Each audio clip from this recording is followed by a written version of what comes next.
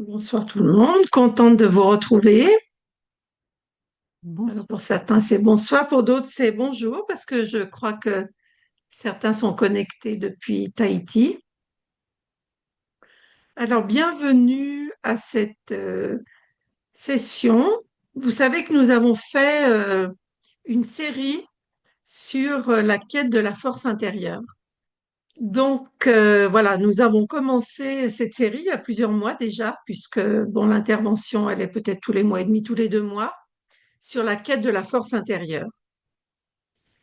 La quête de la force intérieure, c'est une quête millénaire de l'être humain, la quête de, déjà d'une connaissance de soi-même, se connaître et se comprendre, parce qu'évidemment, nous sommes exposés à différentes personnes, relations, circonstances, mais tout cela, c'est géré depuis le monde intérieur, hein, depuis notre monde intérieur. Donc, nous sommes constamment stimulés ou bousculés ou inspirés, selon les cas. En tout cas, toutes les réponses, eh bien, viennent de notre monde intérieur. Et donc, l'être humain a compris depuis très longtemps que la compréhension justement de cette dimension, la compréhension de soi-même au-delà de l'apparence physique, de la culture, des rôles que nous jouons, eh bien, il est important de cultiver ce sanctuaire de la conscience de notre monde intérieur, car c'est là que se trouvent toutes les ressources, toute la beauté, toutes les qualités, toute la force intérieure, toute la lumière, la sagesse, n'est-ce pas? Donc, et puis la quête de l'être humain, c'est non seulement cette quête de la compréhension et de la connaissance, mais c'est aussi euh, la conquête de l'obscurité pour retrouver la lumière. Nous avons tous une part de lumière puisqu'on dit que la conscience, l'être conscient, l'âme est fait d'une énergie qui n'est pas physique, d'une énergie spirituelle qui est lumineuse et que l'on visualise souvent dans le Raja Yoga comme une étincelle de conscience, hein. Là où nous créons nos pensées, eh bien, c'est dans cet espace que réside l'être conscient, l'âme. Et on dit que l'âme, elle est faite de lumière. Elle est faite de lumière et de qualité, hein, comme la paix, l'amour, la joie, la sagesse, la capacité à être heureux. Donc, tout ce trésor de la conscience et de la beauté se trouve en nous. Et bien sûr, ce qui peut arriver, c'est que nous sommes euh, pris ou distraits par eh bien, les rôles que nous jouons, par nos responsabilités, par ce qui se passe autour de nous. C'est normal, nous sommes en pleine connexion, nous sommes dans le présent, dans les relations. Et quelquefois, nous en venons à oublier cette dimension de l'être intérieur. On est tellement pris par notre vie, n'est-ce pas? Par les choses que nous avons à gérer, par les relations, etc., que nous sommes quelquefois hors de nous-mêmes et nous oublions de revenir régulièrement à cet espace qui est en nous. C'est ce qu'on peut appeler aussi la pratique de la méditation, hein. La pratique de la méditation, c'est s'offrir une pause et puis se reconnecter avec cet espace où on n'a rien à faire, mais on a simplement à être. Et donc, dans cette attitude plus silencieuse, plus basée sur l'intériorisation ou l'introversion, eh bien là, nous pouvons connecter avec, avec notre vérité, avec ce qui est inné en nous, avec notre potentiel, avec notre beauté, notre force. Donc, c'est un exercice magnifique. Et puis, nous réalisons que cette pratique nous permet de recharger notre batterie, hein, puisqu'on dit que l'être conscient, finalement, c'est une source d'énergie, de même que le corps est une source d'énergie. Il y a de l'énergie dans la nature, il y a d'énergie dans notre téléphone, dans notre éclairage, hein. Donc, l'énergie est nécessaire parce elle permet l'utilisation des ressources disponibles. Et donc, la ressource de la conscience, c'est très important. Et c'est pour ça que régulièrement, nous avons besoin de recharger nos batteries, c'est-à-dire de refaire le plein d'énergie. Puisque nous sommes constamment dans le champ de l'expression, de l'action, des relations, eh bien, nous dépensons de l'énergie. Il n'y a rien de mal à ça. Mais nous sommes attentifs, nous sommes disponibles, nous gérons des tas de choses et donc, eh bien, nous dépensons de l'énergie.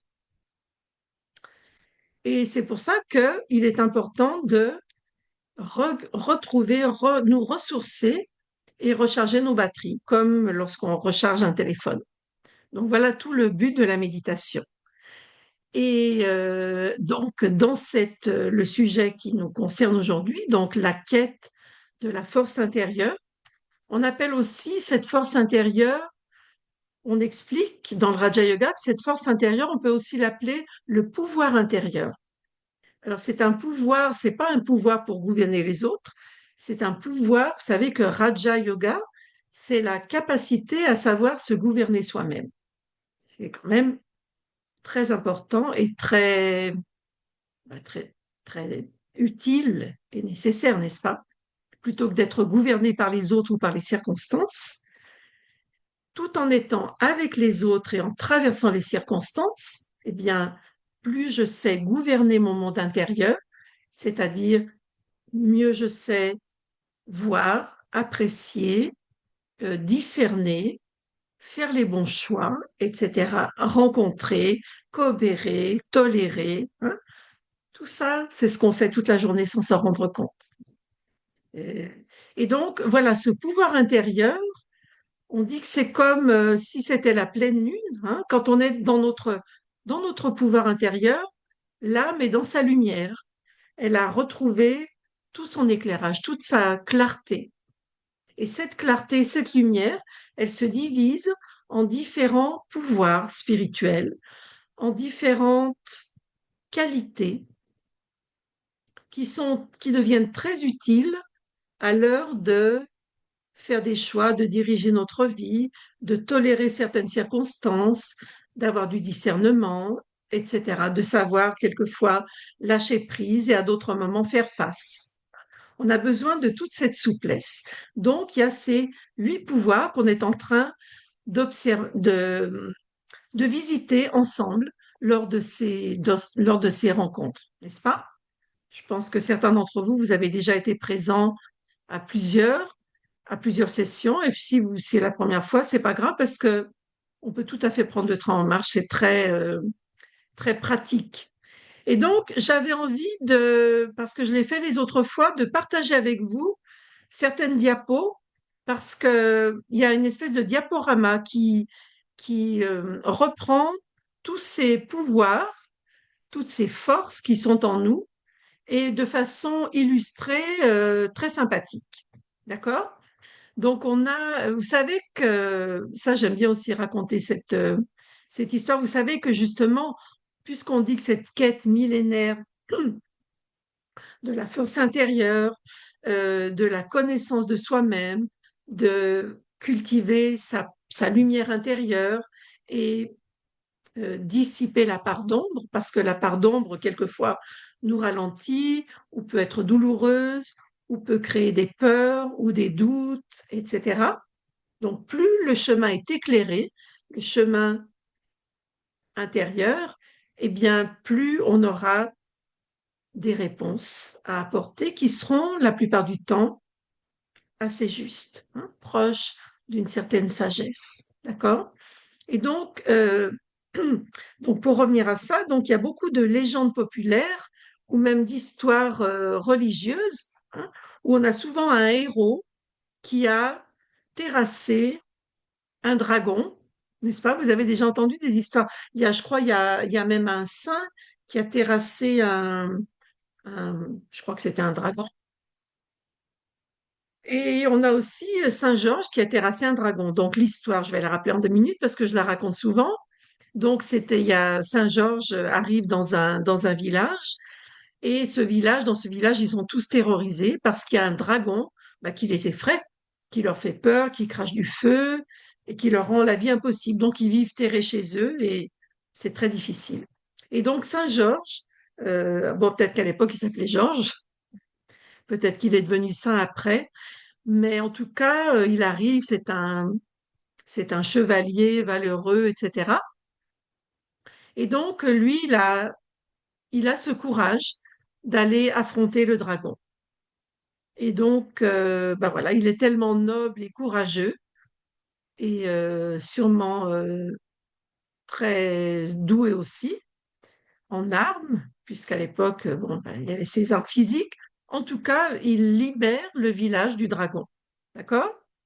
Donc, en fait, voilà, ça veut dire qu'avec notre force intérieure, eh bien, nous sommes à même de terrasser, de vaincre les dragons qui viennent nous embêter. Hein, les dragons, c'est les difficultés, c'est les situations compliquées, c'est les gens difficiles, etc. Et là, tout à l'heure, je me suis aperçue que non seulement dans ce Raja Yoga, donc avec cette observation des 8 pouvoirs, non seulement on terrasse le dragon, mais en fait, donc le dragon, c'est l'adversité, hein, c'est ce qui nous fait peur, c'est ce qui nous décourage, etc., qui nous impressionne. Eh bien, en fait, non seulement on terrasse ce dragon, mais on fait mieux que ça. On, on l'apprivoise et on le fait coopérer avec nous.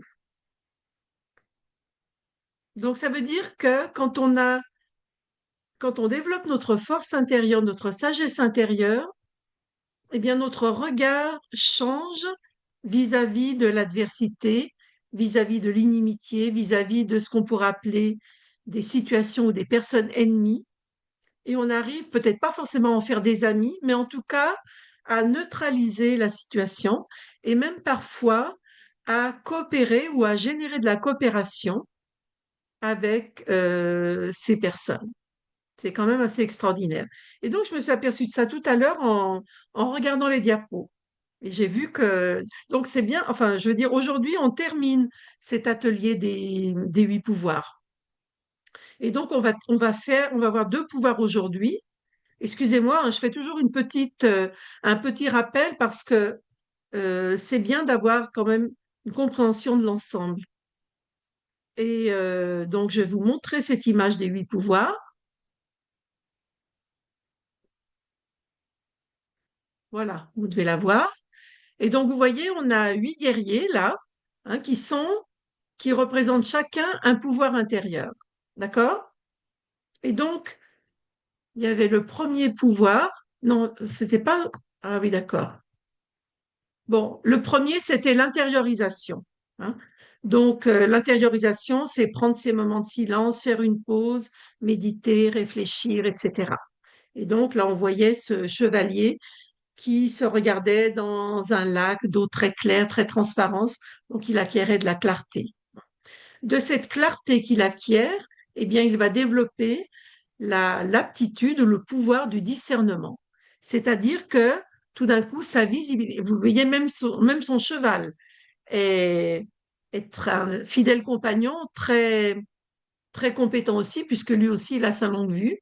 Et vous voyez que quand on développe cette clarté et ce discernement, eh bien, on est capable de voir plus loin, hein, d'avoir un autre paysage et donc de voir d'autres paramètres, d'avoir plus de visibilité quant à ce que l'on va faire ou décider, n'est-ce pas?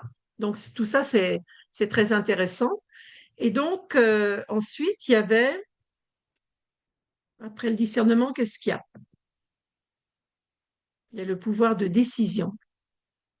Donc, une fois qu'on y voit clair, hein, et qu'on a euh, eu ce discernement, on est capable de prendre une décision, n'est-ce pas? Donc là, notre chevalier, eh bien, il prend une décision, vous voyez, on le voit très décidé, et donc, c'est parti, il a fait un choix, et donc, il a l'air assez sûr de lui, assez confiant, n'est-ce pas? Alors ensuite, une fois qu'on a pris une décision, eh bien, il faut du courage pour la mettre en pratique, n'est-ce pas? Quand on fait des choix, après, il faut les assumer. C'est pas forcément des choix faciles quelquefois, hein, mais quand on a suffisamment de clarté ou de discernement pour prendre des décisions. Après, il va falloir les mettre en pratique, les appliquer. Et quelquefois, ça va demander du courage. Il va peut-être falloir franchir des étapes, avoir des conversations, faire face à quelque chose qui, eh bien, était peut-être est moins confortable que certaines zones de confort ou que rester à ne pas, enfin, rester ancré dans une situation dont on sait qu'elle devrait changer. Donc là, vous voyez qu'on a un dragon qui apparaît là. Donc notre chevalier est parti, hein, mais il y a des obstacles, il y a des dangers, et donc le courage d'aller au-delà de ses peurs, parce que eh bien, ce dont nous avons la foi ou la confiance que c'est le bon choix, eh bien, on a envie de continuer et donc on sait qu'il va y avoir des obstacles, des examens, des étapes à franchir. On sait tous que dans la vie, eh bien, en tant que personne adulte, on a tous eu à faire face à nos peurs, à nos doutes, et on a été chercher en nous du courage. D'accord? Donc, ensuite, après le courage, qu'est-ce qui va se passer, d'après vous? Eh bien, il va falloir lâcher prise. Alors, le lâcher prise, c'est intéressant. Ça veut dire qu'on est obligé, enfin, le lâcher prise, ça nous demande de, d'être détaché de certains préjugés, de certains jugements, hein, de certaines inimitiés, et même d'une opinion toute faite qu'on avait sur une personne ou sur des situations, hein. Donc, lâcher prise, c'est avoir une certaine ouverture pour éventuellement reconsidérer la situation ou la personne et peut-être apporter un regard différent, hein, loin du jugement ou des a priori qu'on peut avoir, n'est-ce pas? Et vous voyez que là, c'est intéressant parce que quand notre chevalier lâche prise, eh bien même le dragon, qui est censé être eh bien méchant et hein, méchant, eh bien même le dragon est très surpris. Vous voyez, il y a un point d'exclamation. Parce que le dragon est habitué à ce qu'on le voit comme méchant. Il n'a pas l'habitude qu'on le voit autrement. Donc, il joue son rôle de dragon, de méchant, de cracher du feu, d'effrayer les gens. Et quelquefois, on s'aperçoit qu'on peut créer des monstres comme ça, en appliquant constamment une vision négative ou en ne voyant que les défauts. Et si on ne voit que les défauts, eh bien, c'est quelque part, c'est quelque chose qu'on va insuffler dans l'autre, qu'on va nourrir. Et donc, l'autre, selon comment il est vu, eh bien, il va peut-être avoir une attitude qui est toujours la même et qui n'est pas forcément la bonne, hein. Et donc, on voit que quand on lâche prise, qu'on lâche du lest et qu'on est peut-être prêt à, eh bien, à desserrer ce grip, cette fixation qu'on a sur une appréciation ou sur un jugement, hein, parce que pourquoi pas s'ouvrir? Et on voit là que, eh bien, le lâcher-prise est en train de créer un terrain peut-être plus favorable avec même eh ben, l'ennemi, hein, qui est le dragon, vous voyez, qui n'est peut-être pas si méchant que ça, finalement. Vous êtes d'accord que quelquefois on colore ou on a des a priori sur des personnes ou sur des circonstances, et donc on est dans notre jugement, dans notre peur, etc. Et, et en fait, on s'aperçoit que quelque part, eh bien, cette posture où il y a une espèce de, ça crée quand même un blocage, hein. En tout cas, il n'y a pas une ouverture, on ne peut pas traverser le pont parce que il y a quelque chose qui bloque. Souvent, on pense que c'est l'autre ou que c'est la situation. Et quelquefois, quand on pratique cette attitude de lâcher prise, on s'aperçoit que si on lâche un peu de lest, on commence à voir d'autres choses et ça va peut-être permettre de libérer euh, l'attitude ou le blocage de l'autre personne ou libérer une situation. Ou alors peut-être voir derrière, voir autrement, avoir une autre perspective. Donc, bah, le lâcher prise, c'est quelque chose qui est très intéressant. Et je trouve que cette image, elle est parlante. Ensuite, eh bien, Vous savez, ça c'est ce qu'on a vu à la dernière session, la tolérance. Donc la tolérance, on dit, qu'est-ce qu'il faut pour avoir de la tolérance, hein? Pour avoir une vision où on laisse une chance à l'autre, où on voit plutôt le côté positif que le côté négatif, où on est capable d'ouverture, hein. La tolérance, ça veut dire qu'on a un espace, un niveau de contentement et de richesse intérieure, de force intérieure. Vous voyez, il y a un terrain qui est pas trop aride, ni pas trop desséché, ni pas trop appauvri, hein. Parce que si on est trop asséché ou appauvri, la tolérance est réduite, hein, et on a un tout petit peu de paix, un tout petit peu d'amour, un tout petit peu d'ouverture, mais pas trop, hein. Alors que si on prend soin de nous spirituellement, bon, à travers par exemple la méditation Raja Yoga, vous savez qu'il y a des cours en ligne que vous pouvez suivre si vous n'avez pas encore fait ces cours. Mais en tout cas, la tolérance, elle nous fait grandir et la méditation crée un niveau de contentement intérieur, davantage de plénitude. Parce que comment on cultive nos ressources intérieures, la paix, l'amour, la sagesse, la force, la clarté, le bonheur, la joie, vous voyez? Eh bien, notre monde intérieur devient plus riche. Et plus on est riche, eh bien, plus on va être généreux, hein, et plus nos peurs aussi vont avoir tendance à se désactiver, parce que plus on est fort intérieurement, plus on s'aperçoit que y a-t-il vraiment une raison, des raisons d'avoir peur? Parce que plus on cultive notre force intérieure, plus on prend soin de nous intérieurement, plus on va. Donc cette force intérieure nous dit, eh bien, qu'on a de quoi se défendre, bien sûr. Donc la tolérance, ça vient d'un niveau d'abondance intérieure, c'est-à-dire que j'ai cultivé mes ressources et j'ai davantage à donner, à offrir. Et ça va aussi permettre un nouveau regard. Mais c'est ce niveau de contentement intérieur, hein, qui me permet eh bien, de devenir plus flexible et plus souple. D'accord? Et vous voyez un peu le résultat, hein. C'est que ce dragon terrifiant qui crachait du feu, eh bien, en tout cas dans le dessin, mais c'est un dessin, mais je trouve que c'est un très beau symbole. Eh bien, le dragon est même, c'est même plus qu'adouci. Il est même conquis ou séduit, hein. Et peut-être que, eh ben, vous voyez, c'est une relation complètement différente, transformée. Donc, on voit quand on parle de pouvoir, hein, c'est plus qu'une qualité. Un pouvoir, c'est vraiment une ressource qu'on va développer en nous, qui va nous permettre, c'est comme des clés spirituelles qui vont apporter des solutions, qui vont permettre à des situations de se débloquer. Vous voyez? C'est pas seulement une jolie qualité. Un pouvoir, c'est vraiment, ben, c'est un pouvoir, hein. Ça veut dire que quand j'applique ce pouvoir, ça va produire un changement, ça va débloquer, ça va ouvrir, ça va transformer. Et évidemment, moi, bah, ça me fait grandir.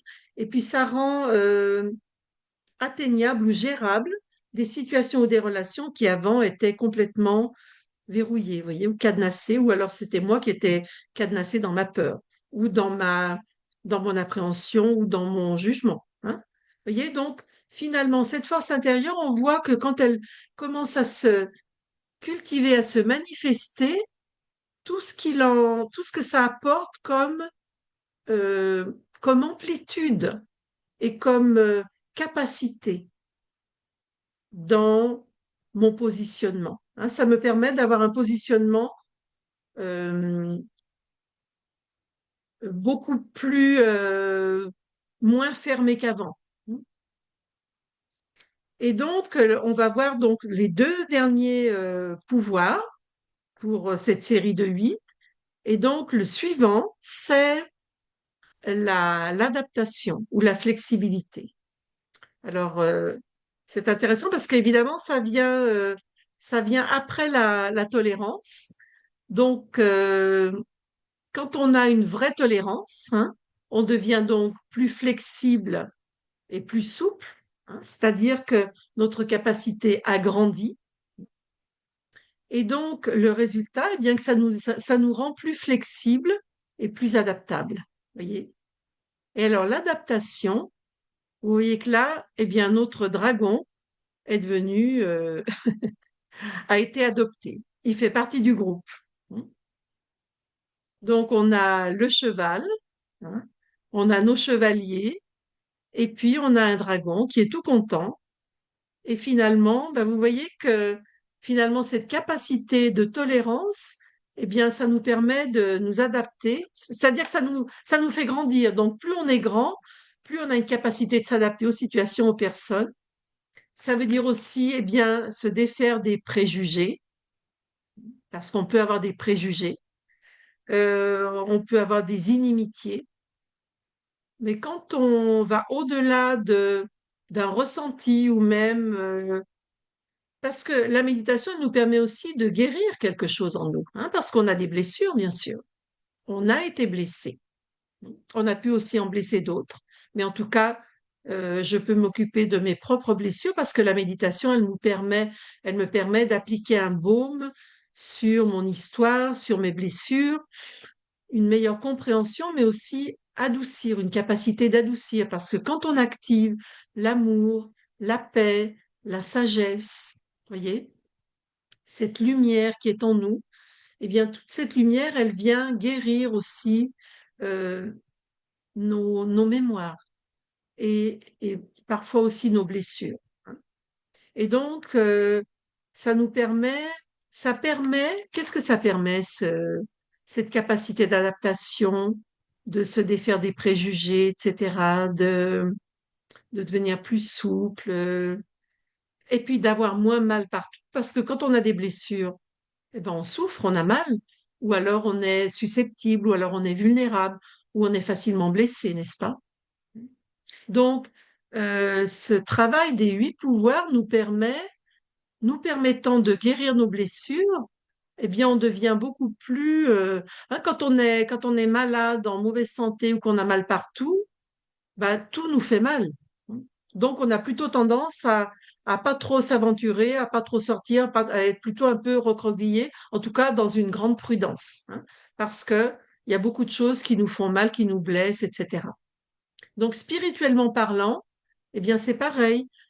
Plus on va être capable de revisiter notre monde intérieur, de guérir des blessures, d'assouplir, d'adoucir avec l'énergie de l'amour, de la paix, de la joie, mettre de la lumière dans mon monde intérieur, d'éclairer ce monde intérieur, d'éclairer même mon histoire, mes mémoires, hein.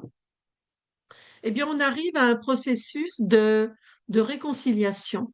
Vous voyez? On se réconcilie déjà avec nous, sûrement, parce que quelquefois on n'est pas conscient, mais on n'était pas complètement en paix avec nous, en bons termes, on pourrait dire avec nous.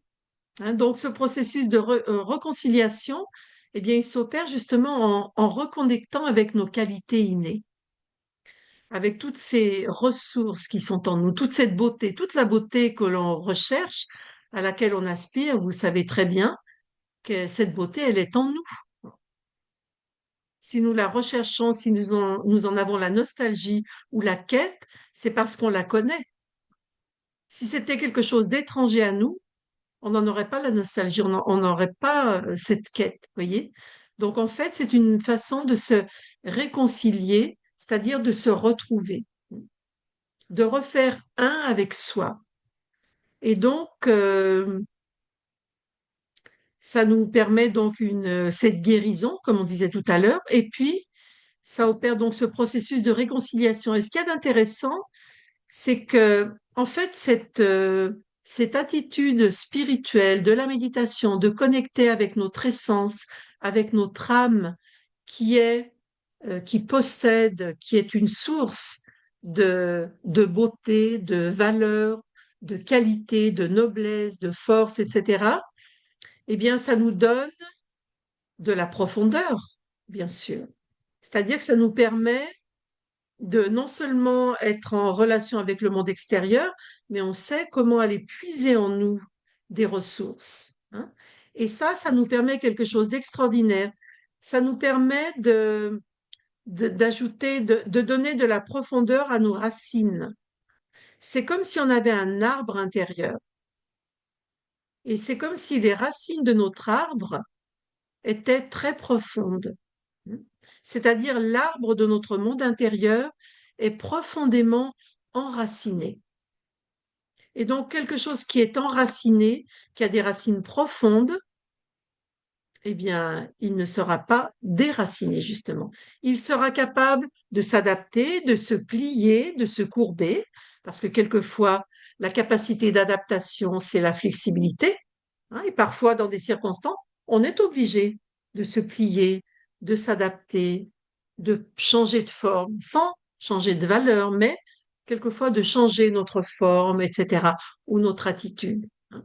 Donc, si l'arbre intérieur, mon arbre intérieur, a des racines profondément ancrées, eh bien, je suis un arbre très solide. Vous voyez, mon monde intérieur est très solide.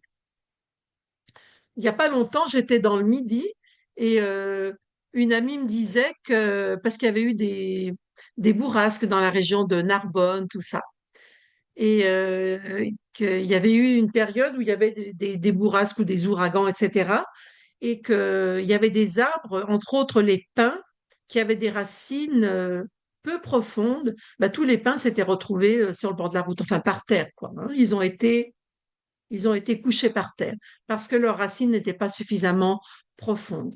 Alors que si vous voyez un chêne ou un olivier, on sait que les racines sont très profondes, ils sont capables de supporter la pression, hein. Donc, plus on rend fort notre arbre intérieur, plus on fait des racines qui vont profondément en nous, hein, dans la spiritualité, c'est-à-dire dans l'être spirituel que je suis, qui ne connaît pas de limitation, hein. On a des limitations dans le monde physique, mais est-ce qu'il y a des limitations à l'amour, à la paix, etc.? Non. Bien sûr, on a du discernement aussi, hein. C'est pas être complètement pataugé sans rien comprendre. Et donc, on a d'autres qualités. On a l'amour, la paix, la joie, la sagesse. On a aussi le discernement, la capacité de faire des choix. Donc, vous voyez, tout ça, c'est vraiment un arbre qui est solidement ancré, hein. Et ça donne une grande force intérieure et une confiance en soi. Parce que quand je suis vraiment reliée à ma nature spirituelle intrinsèque, je suis à même, hein, d'avoir cette capacité d'adaptation, vous voyez, et même de faire venir à ma table bah, quelqu'un qui ressemble à un dragon, vous voyez. Et peut-être que je vais pouvoir l'apprivoiser. En tout cas, me réconcilier, parce que l'adaptation me permet ce niveau de réconciliation.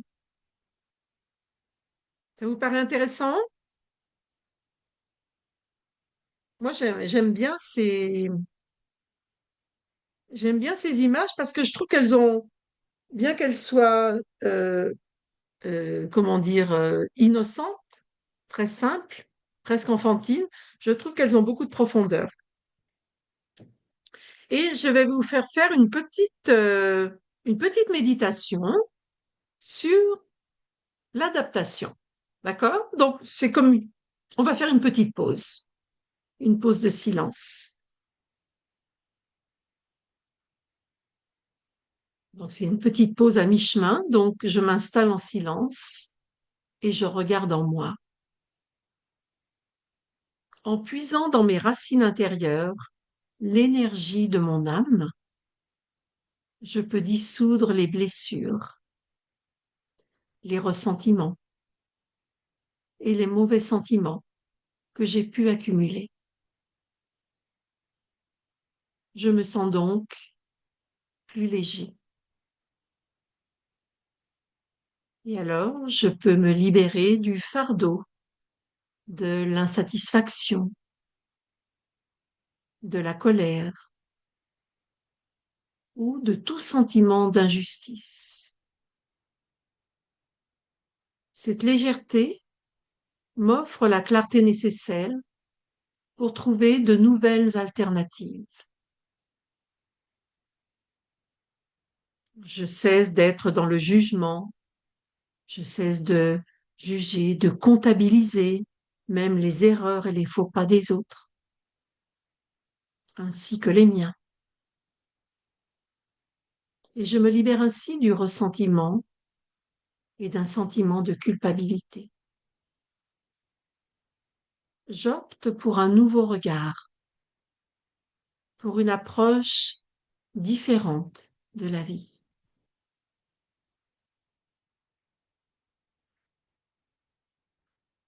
Voilà, ça c'était une petite réflexion sur, eh bien, tout ce que m'apporte cette capacité d'adaptation. Plus je vais semer en moi ces graines, cultiver mes ressources, plus il y aura de la tolérance, de la force intérieure, donc une capacité d'adaptation, et ça me permet de libérer tout un potentiel qui est en moi, qui était un peu bloqué ou qui limitait ma relation avec moi-même, avec la vie en général. Et donc, cette adaptation, elle, elle me permet aussi d'avoir de l'empathie. L'empathie, c'est intéressant, c'est-à-dire que mon point de vue n'est pas la seule référence. Ça me paraît aussi très intéressant. N'est-ce pas que quelquefois, mon point de vue, eh bien, est la référence. Et là, on s'aperçoit que finalement, mon point de vue n'est pas la seule référence. Et finalement, c'est très libérateur parce que ça nous permet d'être plus léger. Parce que sinon, alors on porte un poids sur les épaules, vous voyez. Donc, ça me permet d'être plus léger. Et donc, justement, de porter un nouveau regard, une nouvelle approche. Et donc, ce nouveau regard, cette nouvelle approche, cette adaptation, comme le montre cette image, eh bien, ça me permet de créer l'unité. Autant, autant la désunion rend le groupe fragile, n'est-ce pas? Autant, eh bien, l'unité dans le groupe lui donne beaucoup de force. Parce on comprend que finalement, eh bien, chacun apporte sa contribution, apporte ce qu'il est, ce qu'il a. Bien sûr, chacun a son parcours, chacun a son histoire que je ne connais pas. Donc, c'est vrai que quelquefois, on peut juger de façon rapide, mais on ne connaît pas vraiment les raisons profondes du comportement des personnes. On ne connaît pas leurs blessures, on ne connaît pas leur parcours, on ne connaît pas leurs peurs.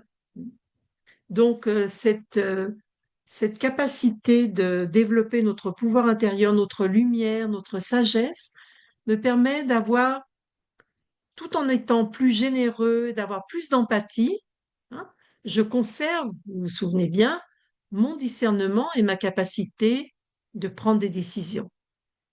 Mais en même temps, en étant plus généreux, plus empathique. Et donc, ben, en laissant peut-être plus de possibilités à d'autres personnes que jusqu'à présent, à qui j'avais jusqu'à présent fermé la porte, hein, ou en bloquant des situations que je considérais comme impossibles ou dangereuses ou insécures, etc. Et donc, nous arrivons au dernier pouvoir, donc le pouvoir de la coopération. Alors, le pouvoir de la coopération, bah, c'est quelque chose d'exceptionnel. La coopération, en fait, c'est même une caractéristique évidente que l'on peut observer même dans la nature. Par exemple, les deux hémisphères du cerveau, hein, qui travaillent, qui coopèrent l'un avec l'autre. Les deux yeux, hein, ils coopèrent, hein, pour eh bien voir.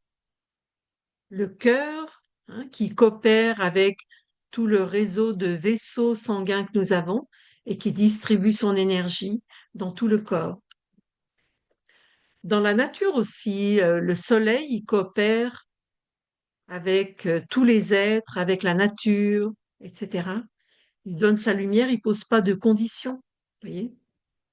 Après, il y a aussi les arbres. On dit qu'il y a tout un réseau souterrain et que les arbres entre eux, ils ont aussi leur réseau de coopération et leur système d'échange.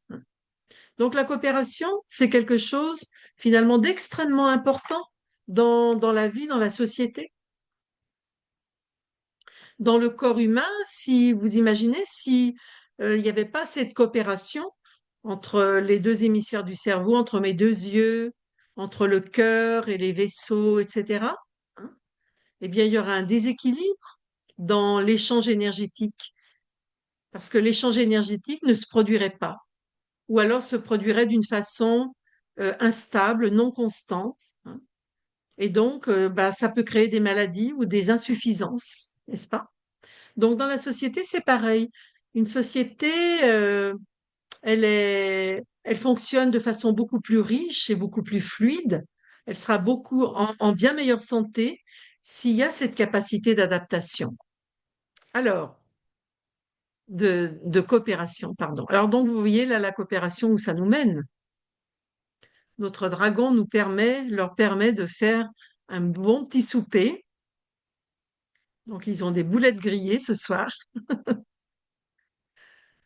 Voilà, donc vous voyez, on part d'un dragon qui effrayait tout le monde et qu'on considérait comme bah, finalement quelque chose d'inapprochable. Eh bien, avec la sagesse de notre pouvoir intérieur, de nos 8 pouvoirs intérieurs, hein, on va être capable d'apprécier, de discerner, d'avoir suffisamment de clarté, de discernement pour faire les bons choix, mais on va aussi développer cette capacité de tolérance, de flexibilité, d'adaptation, c'est-à-dire d'ouverture, hein, de porter un autre regard, mais où il n'y a plus le jugement ou la peur, hein, et où moi-même, ben, j'ai guéri certaines blessures. Donc, ben, voilà. Et c'est vrai que ça vient aussi de cette capacité d'adaptation ou de tolérance. Ça veut dire que si je suis trop attachée à mes propres schémas, je vais rester dans un petit moi, voyez? Un petit moi bien connu, mais qui sera quand même petit. Et donc, qui va limiter euh, mes expériences de vie, qui va limiter mes projets, voyez? Il n'y aura pas beaucoup de créativité. Parce que je n'ai pas l'apport de tout ce à quoi je m'ouvre. L'apport, c'est bah, finalement des relations harmonieuses ou en tout cas une ouverture, une curiosité sans avoir peur et puis une empathie, voyez? Donc, mon monde intérieur, mon monde et ma vie en général devient beaucoup plus riche. Et puis, on s'aperçoit, bah, on vit des situations complètement inattendues. C'est-à-dire, la vie nous réserve des surprises, en fait. Donc, la coopération, on pourrait dire que c'est un fruit. C'est le fruit de nombreuses qualités. C'est le fruit, ben, comme on disait, de la tolérance, de l'adaptation, de la flexibilité. C'est aussi le fruit du respect. D'accord? Et même si une personne est très capable, par exemple, hein, mais même si elle est très capable, elle fera beaucoup moins si elle n'a pas l'appui de la coopération des autres, vous voyez? Donc, quand on a l'appui de la coopération des autres, tout est possible. Et ça me fait penser, il y a un poster justement de ces 8 pouvoirs, un poster indien, et on voit, bon, ça c'est une histoire ancienne de l'Inde, on voit une montagne, et sous cette montagne, il y a 8 personnes qui soulèvent la montagne, il y a huit doigts qui soulèvent la montagne. Vous voyez, on a 8 personnes qui sont en train de soulever la montagne. Donc tout seul, la montagne, elle est énorme, elle est très lourde, on ne peut pas la bouger évidemment, mais avec la coopération du groupe, on peut soulever les montagnes. Ça veut dire que si on est capable de générer cette coopération basée sur le respect, la flexibilité, etc., eh bien, il y a beaucoup de choses qui vont devenir possibles, voyez, dans ma vie, au travail, dans la famille, euh, dans le monde en général, hein, parce que on voit bien que comment le monde va et on voit bien ce qui manque au monde, hein, où le monde a besoin en fait, on pourrait dire le monde a besoin de spiritualité. La spiritualité, c'est pas forcément la religion, hein, parce que même les religions, elles sont quelquefois un peu extrémistes ou elles se battent entre elles, hein. La spiritualité, c'est encore au-delà des religions, voyez? C'est comprendre que nous sommes tous, toute cette famille humaine, nous sommes tous des êtres spirituels et que nous possédons tous en nous euh, de la lumière, de l'amour, de la paix et le désir finalement de vivre ensemble et de faire quelque chose ensemble. C'est ça le sens de la vie. Et donc, on va développer cette force intérieure qui va nous rendre, qui va faire qu'on aura peut-être moins peur de l'autre, hein, qu'on sera peut-être moins dans le jugement. Et donc, bah, c'est un beau fruit, la tolérance, parce que chacun s'épanouit en ayant l'opportunité d'être ce qu'il est et d'exprimer qui il est. Parce que le dragon, peut-être qu'il faisait peur à tout le monde, mais là, il offre un joli barbecue à ses amis, à ses nouveaux amis. Donc, en fait, chacun apporte quelque chose d'unique que je n'ai pas forcément moi. Et donc, s'il y a cette capacité de coopération, à nous tous, eh ben, on peut faire quelque chose de merveilleux. Et donc, une société équilibrée, elle fonctionne aussi avec la coopération. Et donc, si mon monde intérieur aussi, eh bien, est nourri par ces pouvoirs intérieurs, eh bien, c'est quelque chose aussi qui va me permettre de coopérer aussi avec la société, avec le monde. Non seulement dans les gens autour de moi, mais c'est une attitude beaucoup plus large parce que la coopération, c'est aussi un état d'esprit, c'est aussi une ouverture, vous voyez? Et donc, c'est quelque chose aussi qui peut être une inspiration autour de moi. Parce que finalement, bah, tout ce que l'on est, hein, si c'est quelque chose de positif, eh bien, même sans rien dire, on peut inspirer par notre attitude. On peut inspirer les personnes à être moins critiques, à être plus bienveillantes, à prendre soin d'elles, voyez? Parce que c'est quelque chose, c'est pas seulement quelque chose qu'on va dire, mais c'est quelque chose qui va se refléter dans notre présence, dans notre vibration. Vous savez que ce qu'on est intérieurement et ce qu'on pense, finalement, même si on ne voit pas nos pensées, elles sont invisibles, mais nos pensées, elles créent quand même une vibration. Une personne qui est très négative, même si elle dit rien, on va sentir sa vibration ben, de négativité qui va pas être tellement plaisante. Voilà, donc les 8 pouvoirs. Ah, l'adaptation évite le rejet. Bah, exactement, tout à fait. Voilà. Donc, bah, j'ai partagé l'essentiel de ce que je voulais vous partager ce soir.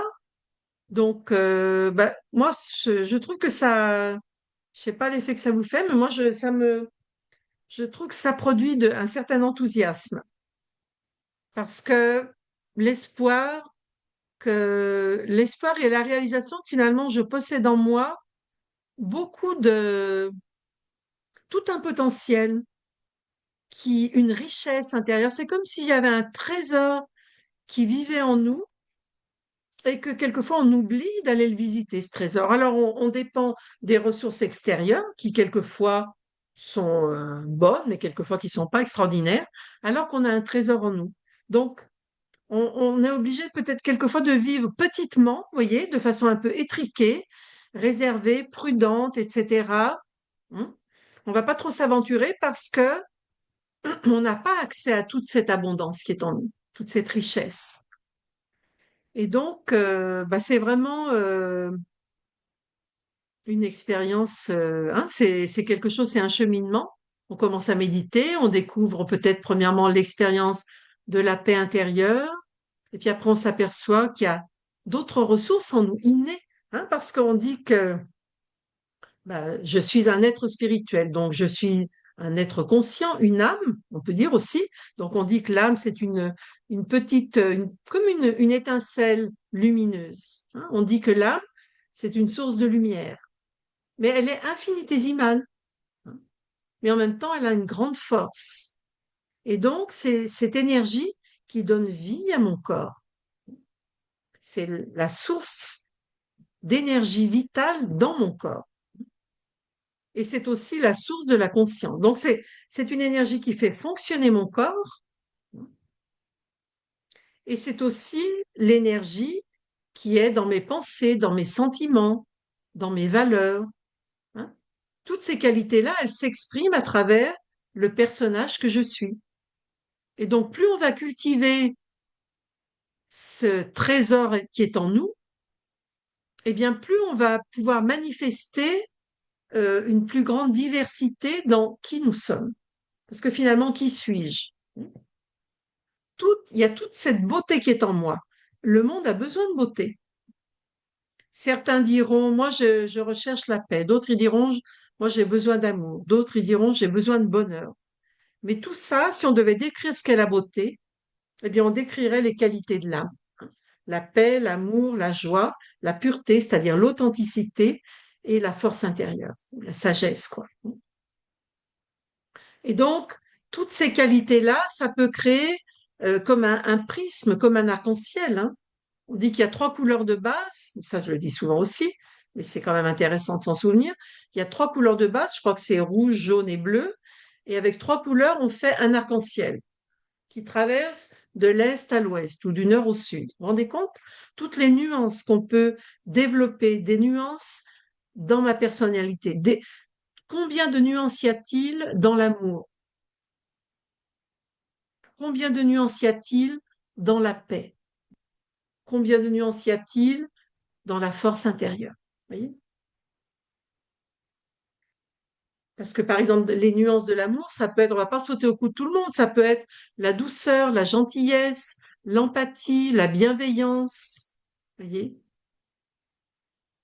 Donc, plus on prend possession finalement, parce que c'est quand même intéressant, ce trésor, il m'appartient.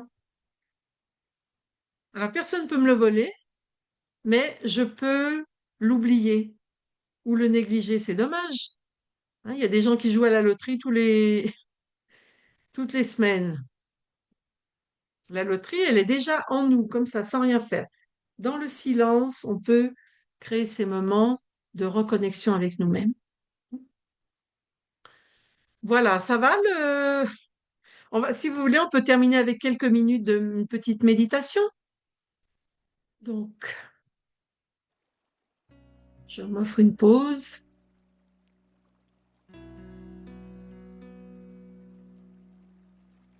Je prends conscience de ma respiration, du rythme de ma respiration, des battements de mon cœur.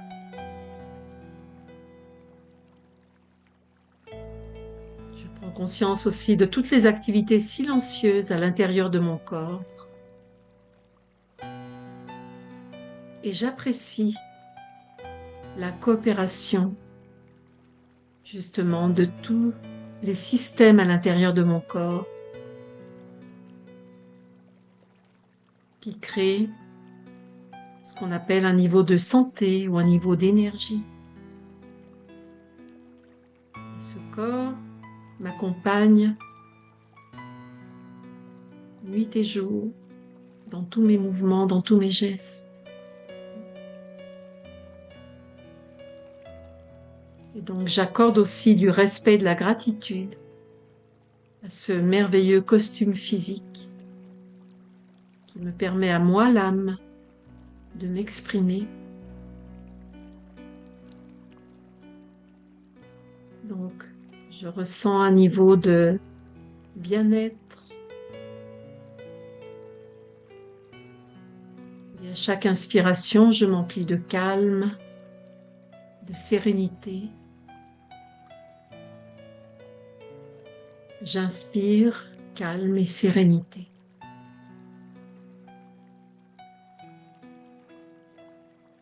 J'invite cette énergie à circuler dans le paysage intérieur de mon corps.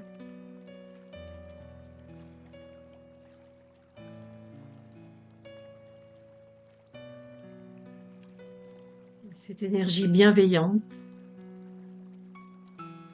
qui vient générer du bien-être et de l'harmonie. dans tous les systèmes de mon corps.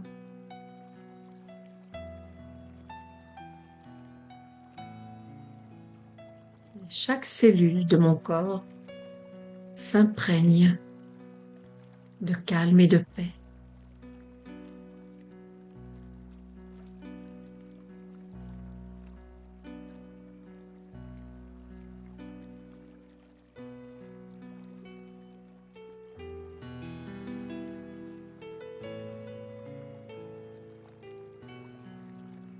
Et puis je m'interroge, qui suis-je en réalité?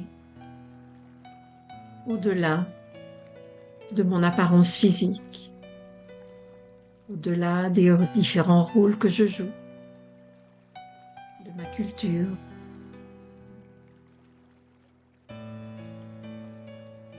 Je suis l'être conscient, l'âme. Je peux visualiser l'être conscient, l'âme, comme une petite étoile lumineuse au centre de mon front, là où naissent mes pensées.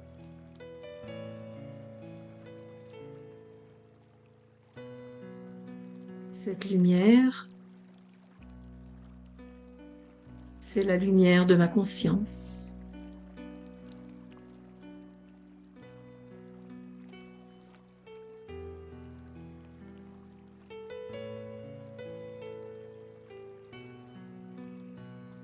Et dans cette lumière, dans cette source de lumière, infinitésimale et à la fois très puissante, se trouvent toutes mes qualités innées.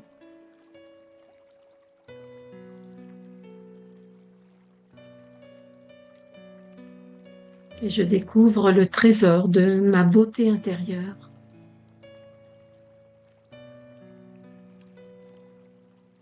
La paix,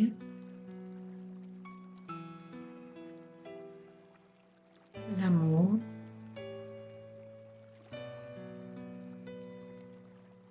la joie,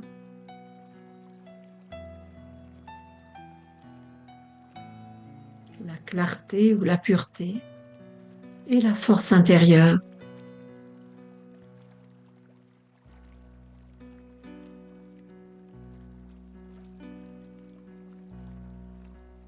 Et je n'ai pas à acquérir ces qualités car elles sont déjà en moi.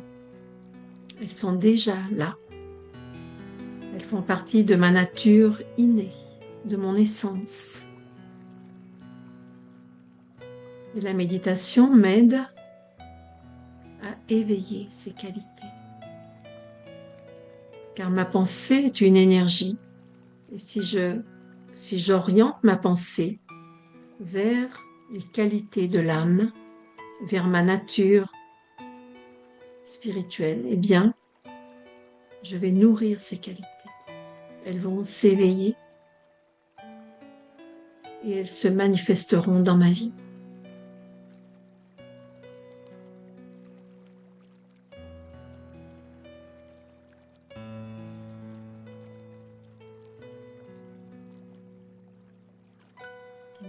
Des vibrations de paix se diffusent dans mes pensées, dans mon cœur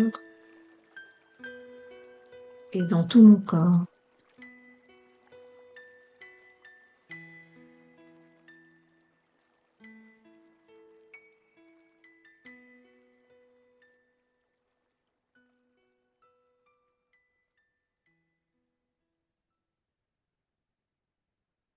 Voilà,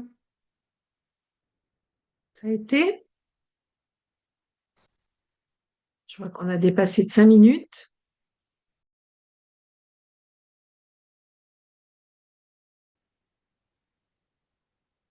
Alors, bonne continuation à chacun dans son voyage personnel. Certains ont déjà fait les cours, donc ils pratiquent. Et puis ceux qui souhaitent faire les cours, s'ils ne les ont pas encore fait, eh bien, c'est possible en regardant sur notre site, hein, pour faire les cours en ligne. Voilà, merci à vous pour votre attention. J'espère que tout est clair, tout est OK. À bientôt. Bonne soirée à la France et bonne journée aux Tahitiens. Mhm. Bientôt. Au Om revoir. Shanti.